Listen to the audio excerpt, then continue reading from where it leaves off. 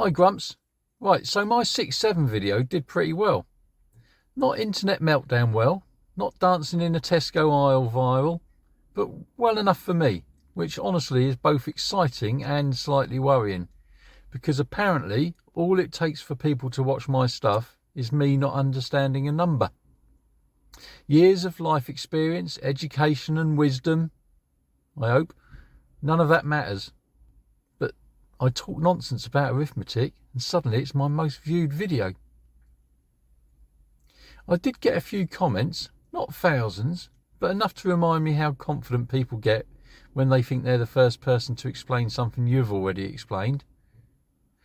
One comment was simply the word madder. Now, I did ask for other slang words that I could do videos on, so I looked this up and found it originated from Japan, and it means foolish, clueless, or lacking in common sense. Now, I started to think, is this person asking me to do a video on madder, or was that just a statement of what they thought of me? Either way, I'm flattered they took the time to comment, to be honest, even if it was an insult to me. And you know what? I probably am clueless when it comes to these slang words. But anyway, as I've found out, everyone actually has a different viewpoint as to what 6-7 actually means, as it does have multiple uses. So I thought, fine, I'll get to the bottom of this once and for all. Deep dive, proper research. Turns out, yes, it really did start with a South London drill group, so that was right. That's one box ticked. Until you remember it's also now linked to LaMelo Ball, the basketball player, because he's 6'7" tall. So I'm no further forward than in my first video, but we've gone from Brixton to the NBA in one breath. That's quite a cultural jump. I'd love to see a Venn diagram for that, half drill fans, half basketball fans, overlapping in the middle. And then, just to complete the bingo card, I confirmed that rapper Skrilla had also used it in a song last year. Because if there's one thing the internet needed, it's a third completely unrelated reason to be confused. So there we are, a gang, a basketball player and a rapper. It's like the holy trinity of confusion. No wonder kids love 6-7, it's versatile. You can use it anywhere, and no adult will even know if you're giving them a compliment or telling them to leave the country. It's genius, really. They've invented a word that means everything and nothing, all at the same time. And then there's even the meaning itself.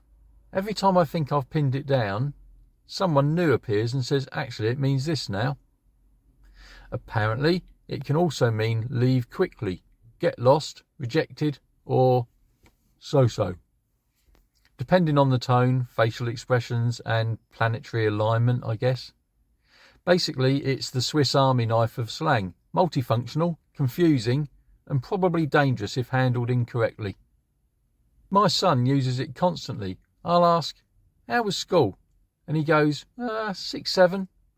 So I have to play the emotional roulette. So was that good, bad, mediocre? Did he get detention or start a music career? I decided to have one more go at trying it myself. So he showed me his TikTok video one day and he was proud of it. And I said, yeah, mate, very 6-7. And he just froze. He said, Dad, you can't say that. I've told you. I'm like, why not? It's a number. You can't gatekeep the number 6 and 7. So I was right. When parents use slang, it self-destructs instantly. Like Mission Impossible, but with words. Now I'm wandering around, muttering 6-7 under my breath like a broken calculator. I keep thinking back to when I was a kid.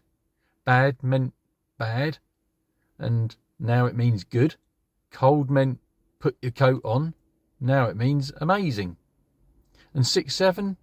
Who knows? On another video, I even saw someone write that 6-7 means to move smart, stay low and get money. So that's another completely different meaning. So I'm just stuffed, really. I can't get my head round it. Honestly, I think the kids just do it to watch us suffer. They saw parents starting to understand Riz and thought, quick, deploy a new code word. They're just linguistic Pokemon trainers. At this rate, school lessons will just be algebra described as slang. I'm waiting for the day my son says, Dad, that dinner was so 3.14. I guess that'll just mean he enjoyed the pie. And I'll have to pretend I get it. Okay, thanks mate. We do try and keep our meals mathematically consistent. Here's what I've realised though. It's not about the words or the numbers. It's actually about belonging. Every generation invents its own secret language just to make the rest of us look thick. It's a rite of passage. Our parents didn't get ours, we don't get theirs, and our kids won't get the next one. In 20 years, they'll be sat on their own holographic sofas saying, my kid just said Florp Nardo 3000 and I've got no idea what that means. And I'll be in a care home somewhere going, now you know how I felt, sunshine, 6'7". And to the kids watching, if you're going to invent slang, at least pick something I can Google without getting a criminology lecture. Anyway, I'm off to have a nice 6-7 rated cup of tea. Leave a like in your comments below and I'll see you soon, Grumps. 6-7 and out.